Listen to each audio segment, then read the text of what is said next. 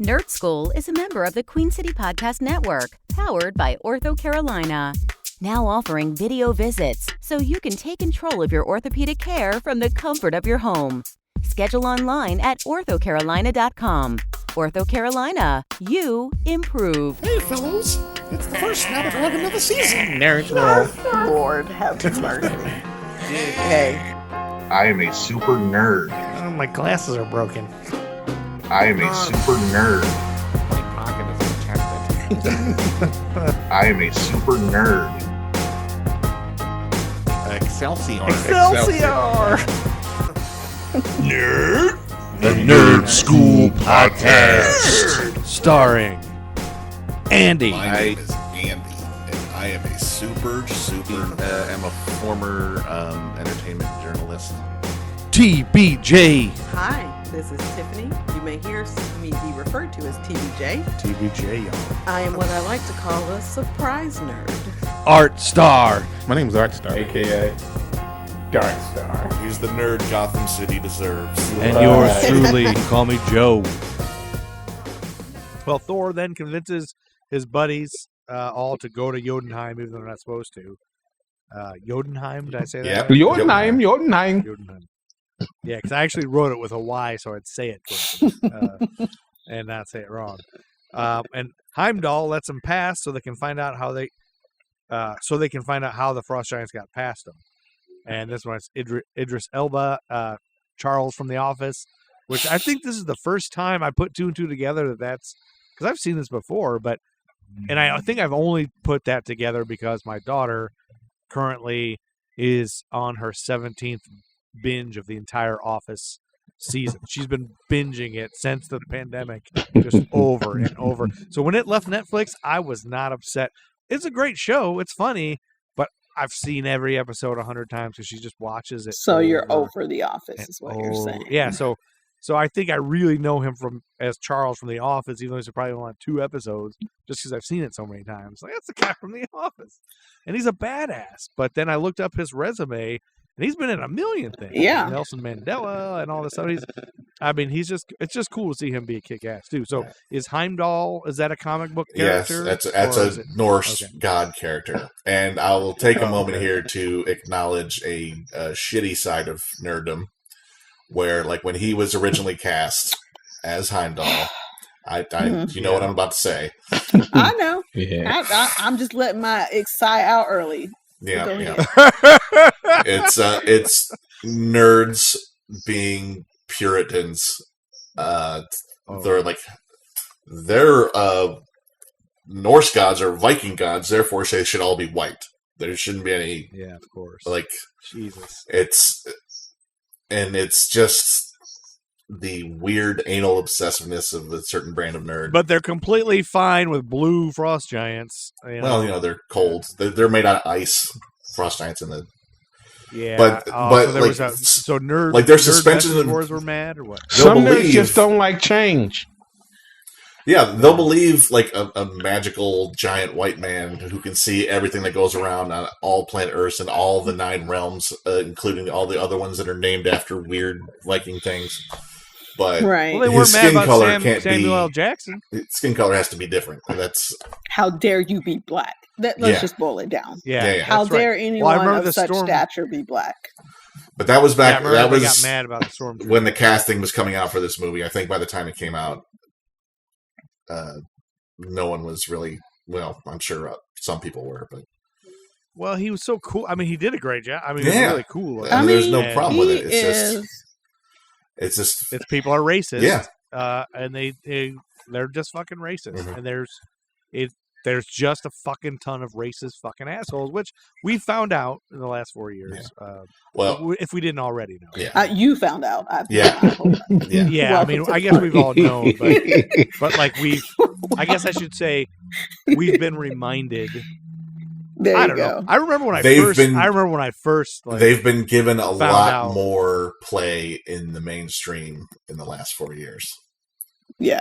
They've been bolstered. The Proud they've been Boys emboldened. only, yeah. They've been. Well, that's it. I guess they've been there, but they've been irrelevant. To some.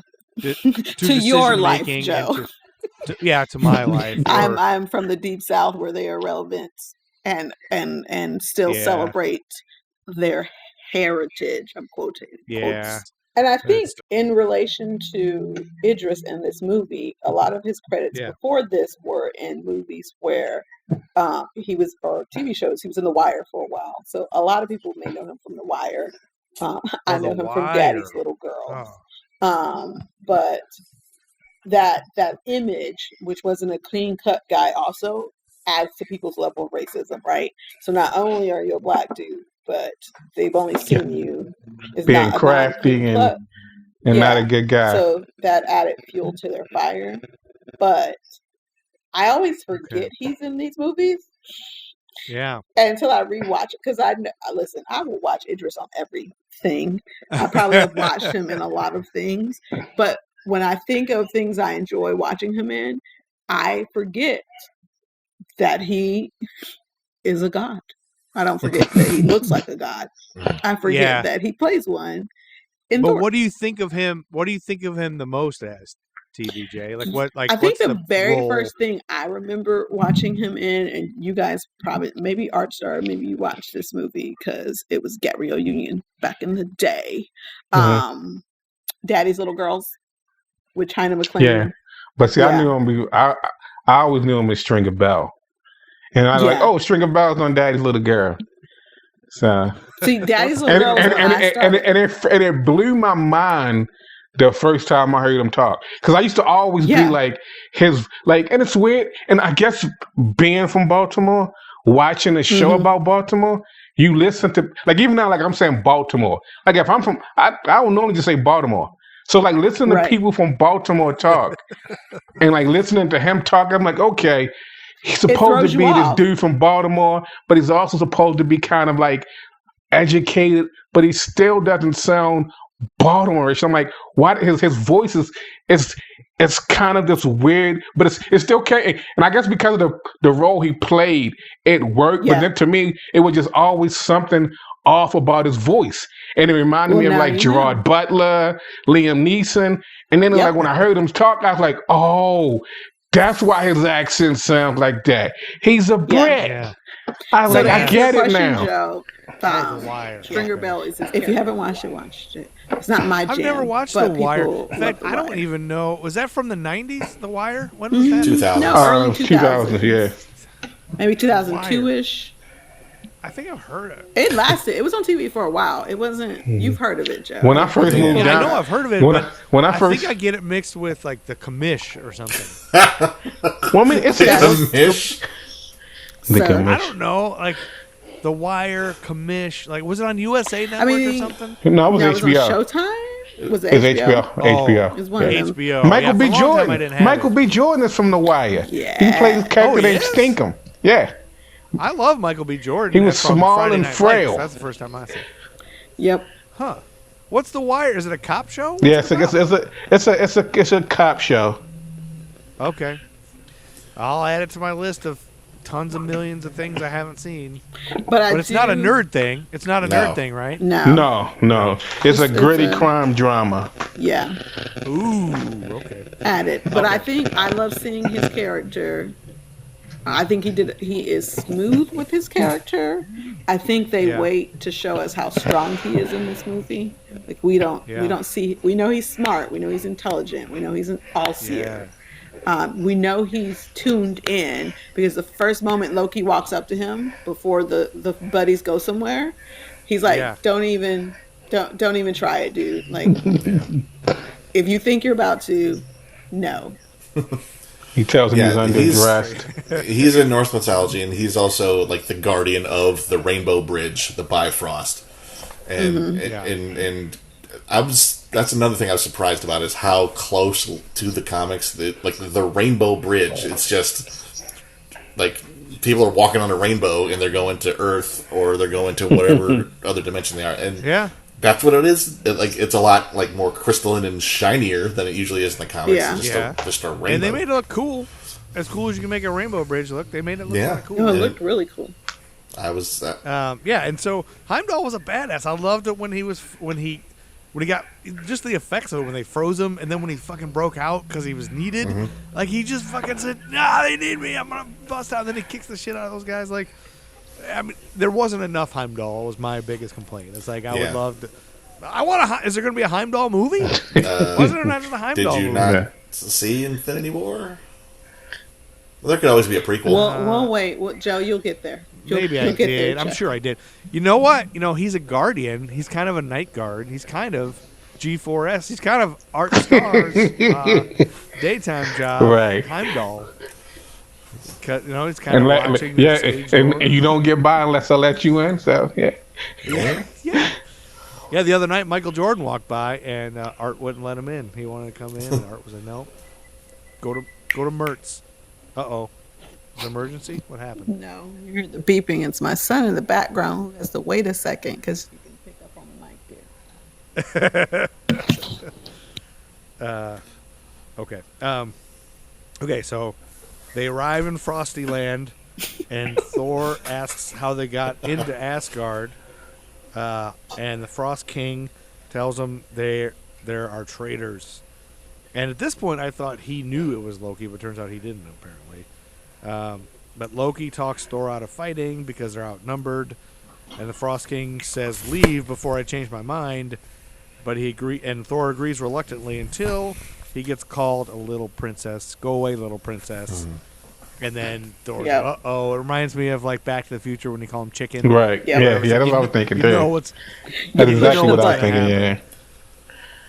Yeah. And it's a big, cool battle with lots of hammer time. Yeah.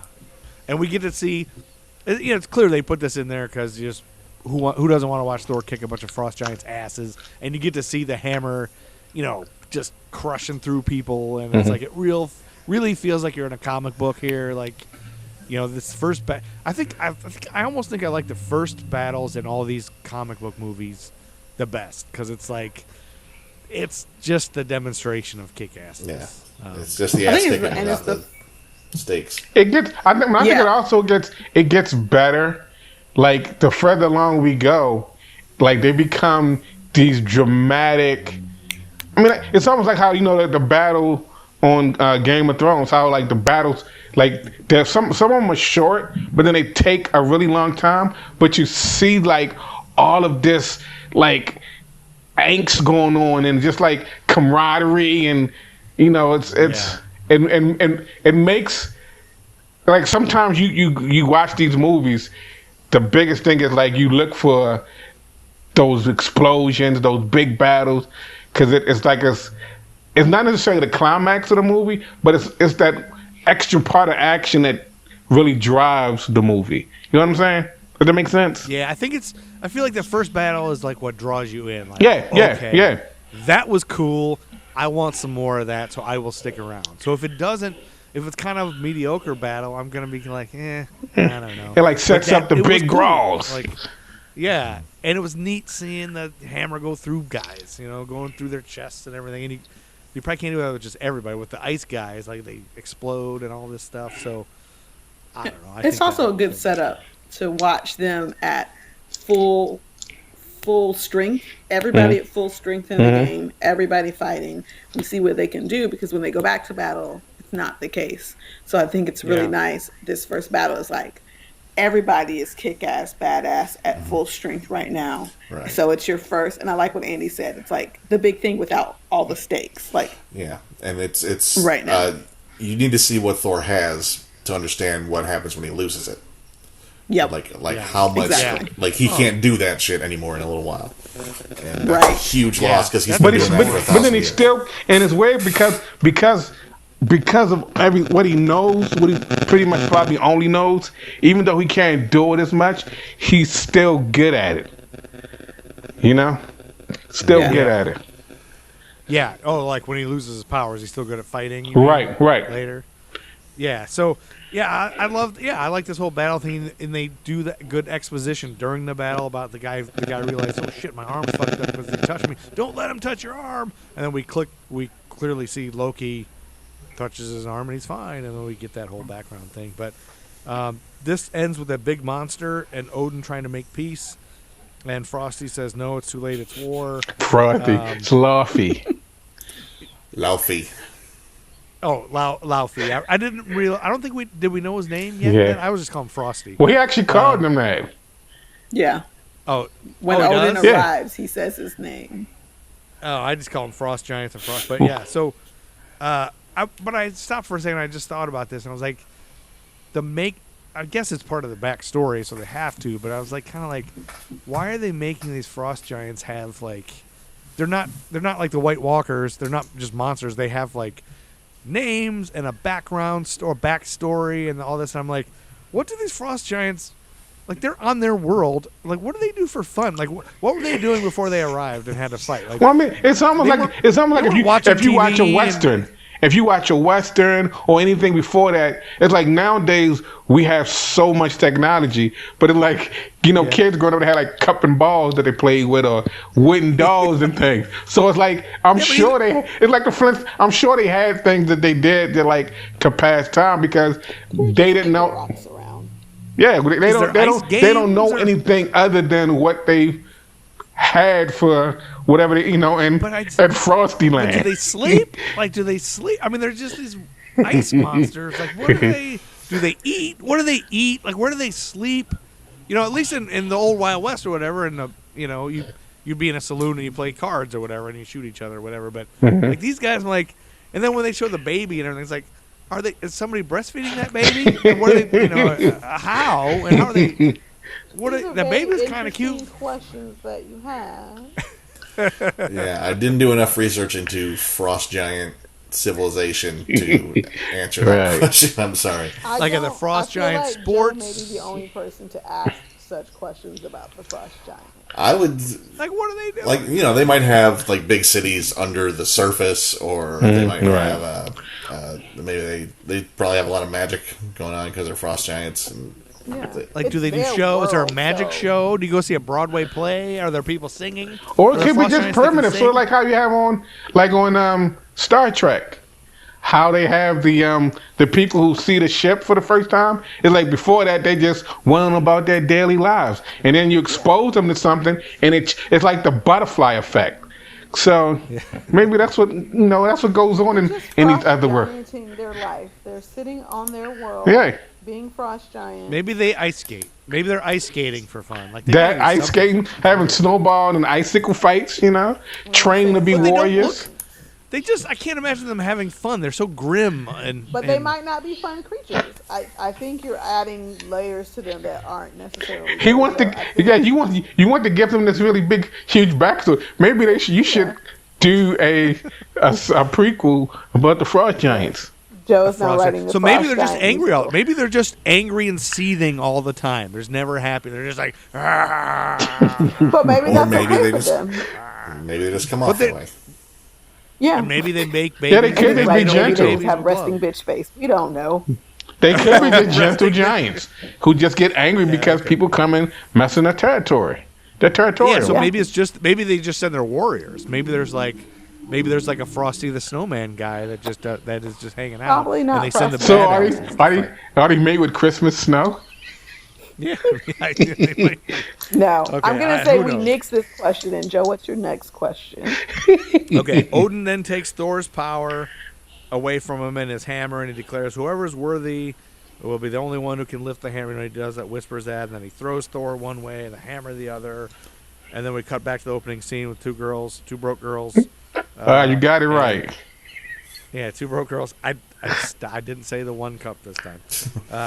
See that that whole plot line, banishing Thor and then throwing the hammer so he can eventually earn it back. That's the Donald Blake story. That's from comics, except he just doesn't put him in a doctor's body. He just sends him down and so that explains everything for me, because I think at first I was like, what are the chances that the hammer is going to go, to the same planet, all these planets and realms, but then they kind of bring out later that, Rene Russo says he's always got a plan. Yep. Whatever he says has got a plan. Mm-hmm. Exactly. So, Rene Russo is a big name to be in there just for a little bit. Like, she kind of got shortchanged. I don't think, listen. Yeah. I don't think it's shortchanged. You have to remember, I think for some actors, you don't always want the big parts. Like, her part still feeds into the storyline. You still know who she is. It's important. Yeah. It's a and part even of it, it's a blockbuster. So for her, to be in it, you know, like she's in a blockbuster movie, even if it's for like, you know, a brief few minutes. She's still a part of that cast. With that. She was like, I only got a week in the shooting. You fools got 2-3 weeks. Right, and I'm still getting paid. I bet. Yeah, I bet you guys want to know a little Rene Russo trivia? Yeah, I got a little Rene Russo superhero trivia. She apparently was originally going to be Michelle Pfeiffer in Batman, Catwoman or whatever, I think. And she, when the director changed, isn't that the one that Joel Schumacher did that instead of Tim Burton? No, Catwoman one was still Tim Burton. Then Joel Schumacher did Batman Forever with the Riddler and Two-Face. And there was a female in that. Nicole Kidman. It was Nicole Kidman's part. Okay, sorry, not Michelle Pfeiffer. Nicole Kidman's part, I think. Dr. Chase she was originally going to play, and when they changed directors, the new director cast her aside or whatever. I think she still had a pretty good career. I think she's okay. I think she Thomas Crown Affair. There you go. That movie with Clint Eastwood in The Line of Fire. Well, she was Major League. She was the major babe in Major League. Both of them, I think, right? She was like the ingenue or whatever. Yeah. Like I said, anyway, she's had a good career. Yeah. I mean, anyway, Rene Russo. What did I say about Rene Russo? Oh, because she explains that backstory. Anyway, so he throws a hammer, and then I like that she tases him. And like she hits him. She keeps hitting him with the car. I swear I'm not doing this on purpose. Later, she says. And, yeah. And I mean, it is kind of cute, the whole romance thing and the reality. It's like kind of funny and goofy. Yeah, I mean, I think it makes perfect sense because, like I was saying before, like she is disheveled. She lives in a trailer. She's obsessed. She has 2 people she talks to, and then suddenly she's not disheveled at all. She's beautiful. Like, she could have been more disheveled. Yeah, that's. Yeah, but she should be played by Rachel Dratch if we want disheveled. Or Amy Sedaris. Amy Sedaris. Oh, Amy Sedaris. Oh, she's in Mandalorian. Yeah. She wasn't disheveled. It implies dishevelment. But anyway, and suddenly the validation of all the research she's obsessed with, the proof of it, appears in the form of super gorgeous man from the stars. A super hot guy. Yeah. Why wouldn't she be all over that?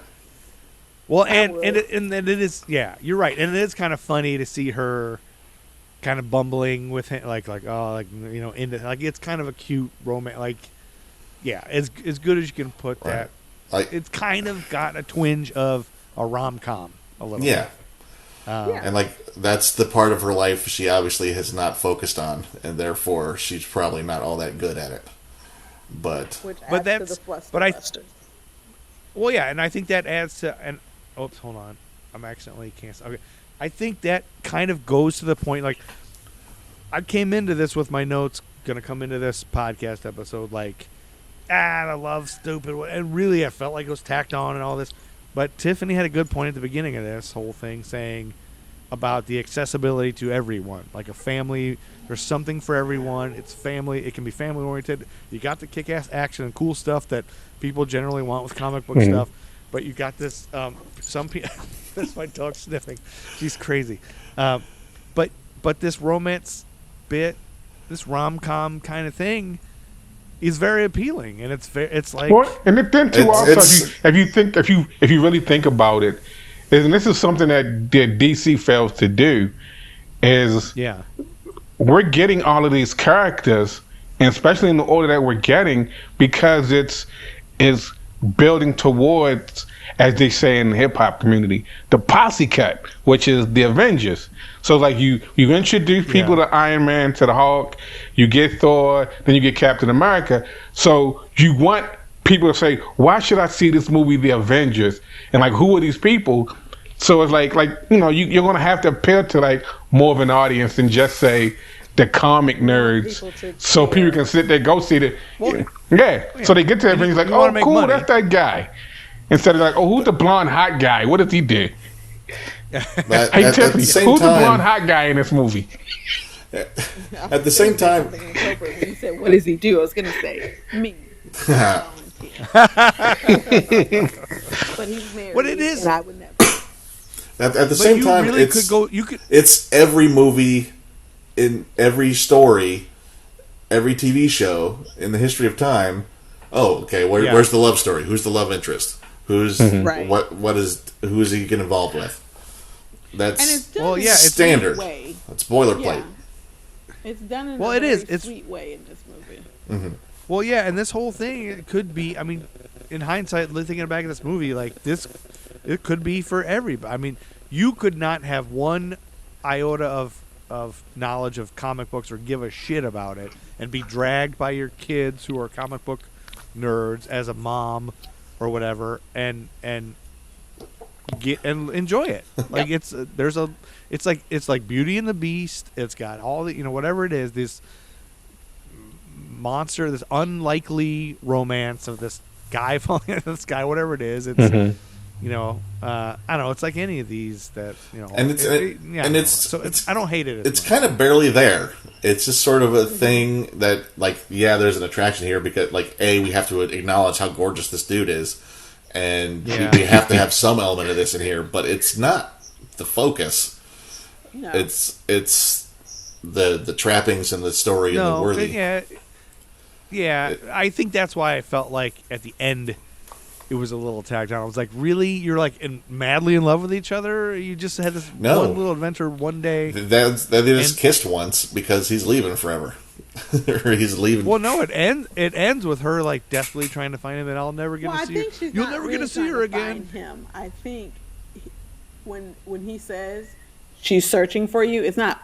I mean, she would like to run into Thor again, but I think that's over romanticizing. She was on to something. Like, she was on to a breakthrough, and he is the link to that breakthrough. So yes, he's cute, and then we want to kiss, but that is the link she needs to finish this research. It just seems like there's that last bit. I guess maybe it's not that over. Can I just say real quick that if Tiffany, you can say whatever you want. If Tiffany was not on this podcast, and it's weird because we're supposed to be like mortal enemies, but if Tiffany was not on this podcast, this conversation right now, it would be more or less us. We wouldn't have the same, opinion, but also, like, the male gaze is different. So to us, it brings just like, we wouldn't even think about like, oh, well, she really wants him. That's why she's trying. Like, Tiff brings that whole like, there's more than just him. Like, she's a scientist. Like, to her, this is getting her going just as much as the hot guy. He's like a bonus, right? He's like a bonus, right? Right. It's the key to her research, and look at you. Exactly. But I just want to note that Artstar just said basically that I am the best. No. Yes. We are mortal enemies. No, but he appreciates me. I just want that recorded. We're like, I'm like Ben Solo when she's like Ray. So we're both like we're both like the last. No, I do think you're honest. I think there is something very important what TBJ brings besides all the awesomeness and coolness. But there is something about that, is that what I think is so cool and different about nowadays nerds. And like she says, she's the secret nerd. Like, you wouldn't expect her to be a nerd, but that's the cool thing, is that for years and years and years, Andy will attest to that, like, male nerds have just like disregarded females as just objects. Well, not even things. And you know what? It's not necessarily disregard. It's weird that they didn't understand. It's weird. They don't know what a woman's thinking. Yeah, but it's also weird that we like humans in general. We are all about stereotypes. So it's like, most people, if if you go on Twitch, like not even comic books, like the video game world now. Like, there are so many women who play video games, and people think, oh, she play video games, she must not be that attractive. Not objectify, but like, there are a lot of really attractive women who are doing things in quote unquote nerd culture that if you were to see them walking down the street, or you couldn't pick them out and say like, yeah, she probably plays video games. That's She what I probably. was saying about Jane when you were like, she's too cute. And I was like, why can't a scientist be cute? Right. She can still be cute and a But scientist. like my point was, it's just like there's so much in these cultures nowadays that when you think of a woman liking, nerd culture, you expect, and it's not necessarily a bad thing, but you just automatically assume that she's quote unquote homely, as opposed to like, Well, because that's what we've been shown. In exactly. But then it's also that whole. It's like that whole. Like I said, it's just the whole human disposition of be drawn towards stereotypes. Well, yeah, and things are different now and changing. But I think historically, like for years, the nerds that like this kind of stuff were just nerds and packs of nerds that never talked to girls. So that was awesome. But then it's also because being a nerd is always been, I don't want to say taboo, but always been like, if you're a nerd, you have you carry yourself a certain way, and then society looks at nerds as, I'm like they're actually thinking about redoing Revenge of the Nerds, and it's not even, the whole premise of it is going to kind of erase. It not about rape. Not about date rape. But date rape doesn't win the game. Yeah. But it's just the way that nowadays how we view things, as opposed to how we used to view things back in the day. It's one of those things, like, we still hold on to the back in the day just because it's just like how you mentioned the whole racism thing. Like, these are things that like for the most part they're inherent in people, so it's kind of hard for them to shake with the norm, and then they don't necessarily embrace the different, even though the world is ever changing. So that's a good. Well, I love that it's finally, it's different too. That, like you said, like, you'd be surprised that girls can play video, because I think, again, that's society's always told girls, you don't, these aren't for you. You can't do this unless you're this. And not even this. Not only is it, I guess, a sexist thing, but it's also kind of sort of an ageist thing as well. Like, they're like for instance, like the fact that we already aged ourselves pretty much. I mean, like, I follow people on YouTube. These are older, like, these are guys, granddads, who are like toy collectors. Like, these guys literally go out and spend hundreds of dollars on action figures, and they have whole live grandkids.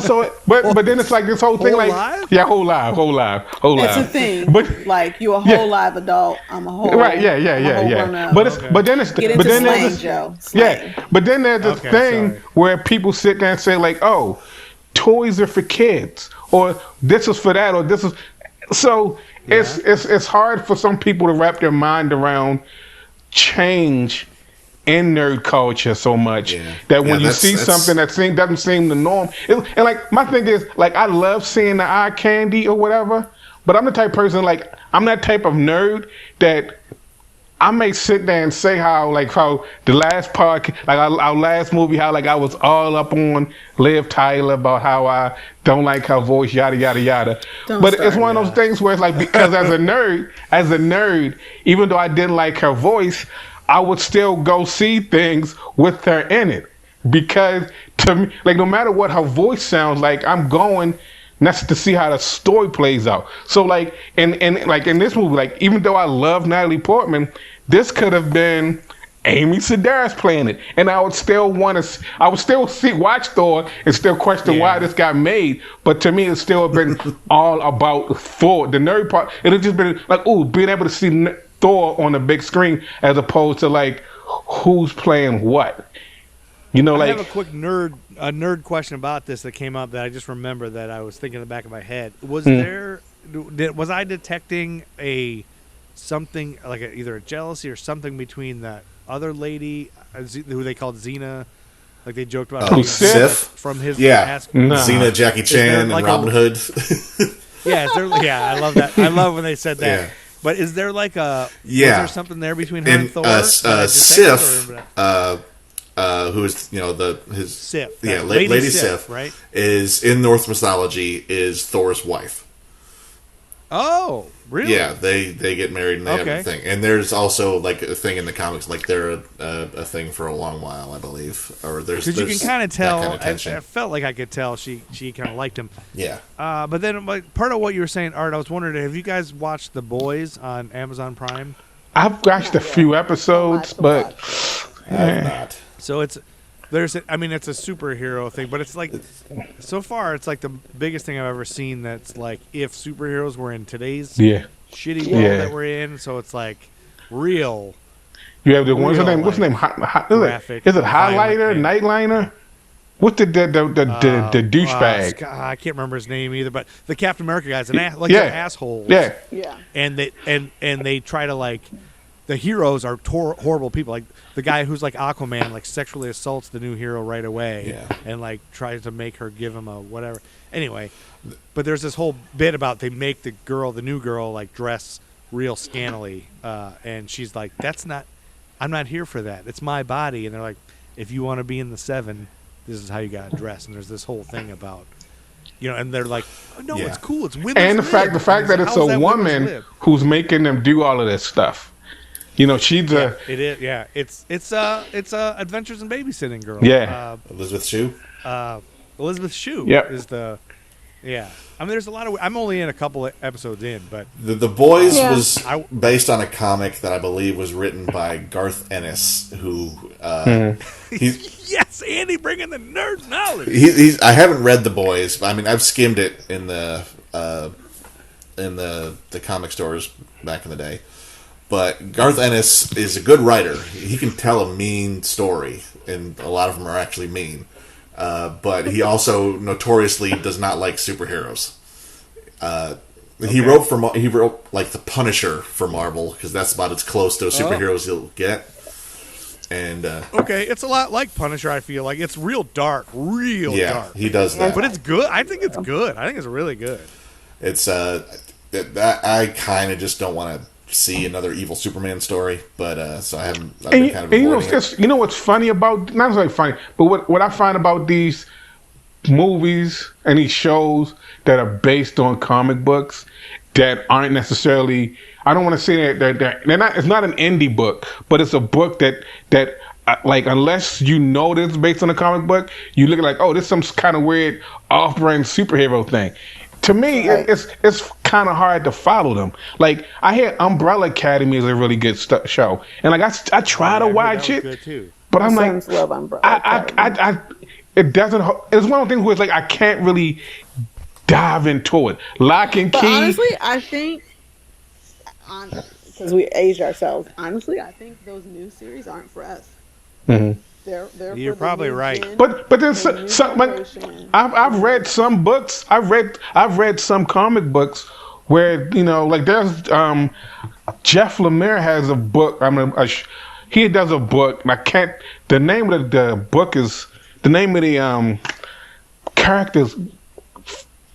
It's eluding me now.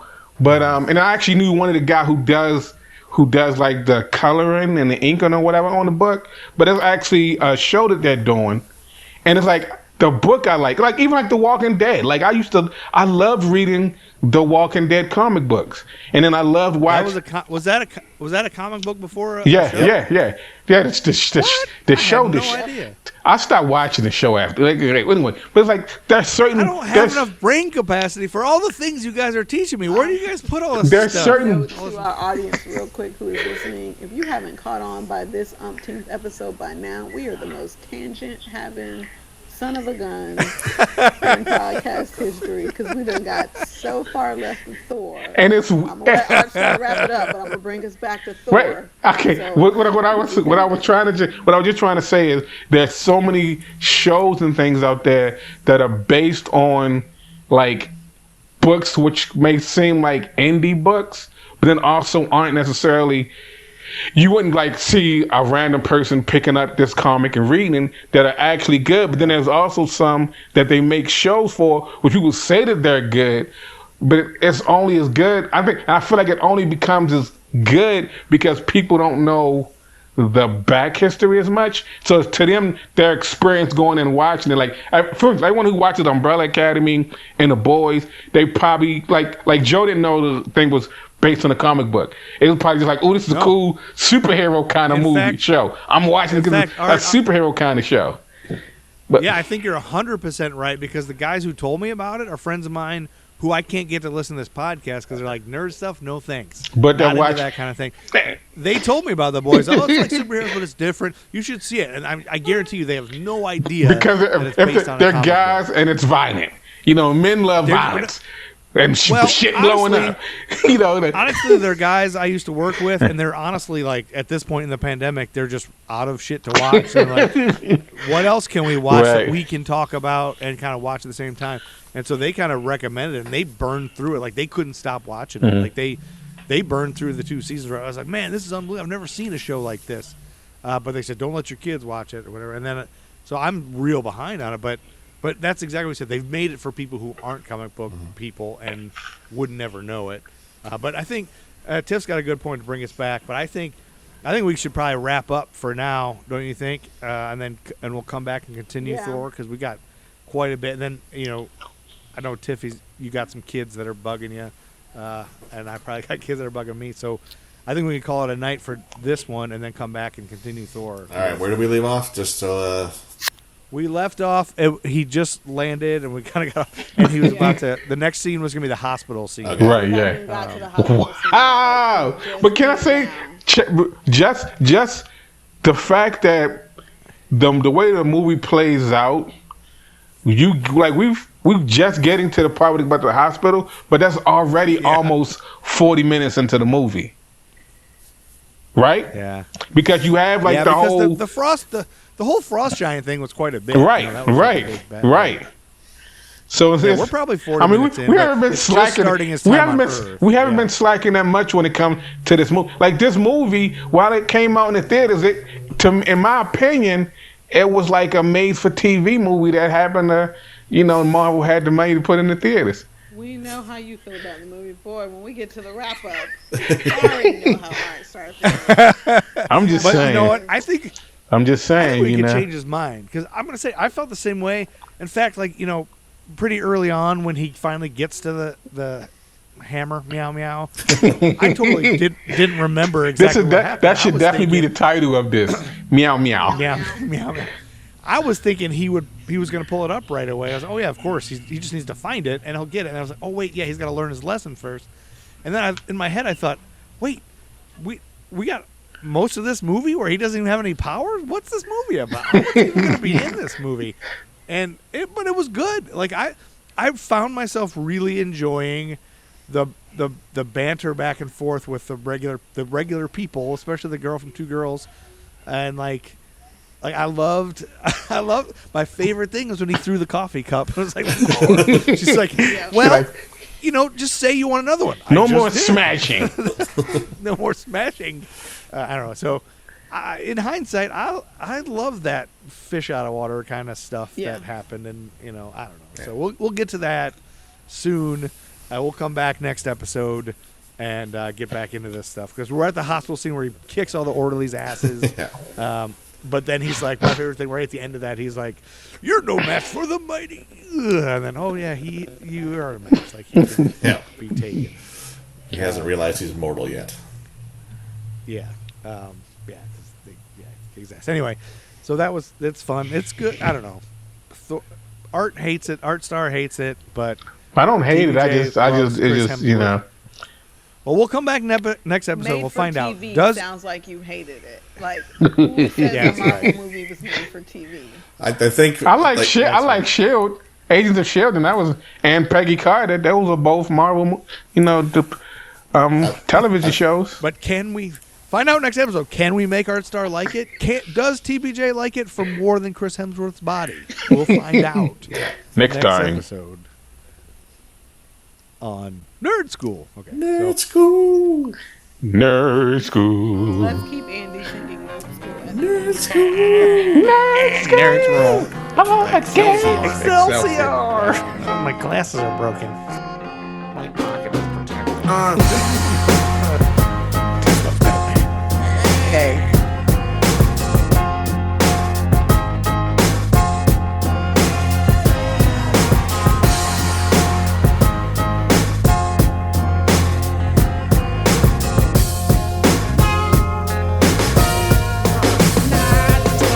say I can't rap about the president no more, but evidently they don't see we in the streets still poor. Still more incarceration of my kinsmen by the prisons, and people thinking this election to end racism. Proud over pessimism, glad to see Obama, but don't expect me not to speak out when I still see problems. The Nerd Skool Podcast. Nerd Skool is a member of the Queen City Podcast Network, powered by Ortho Carolina. Now offering video visits, so you can take control of your orthopedic care from the comfort of your home. Schedule online at orthocarolina.com. Ortho Carolina, you improved.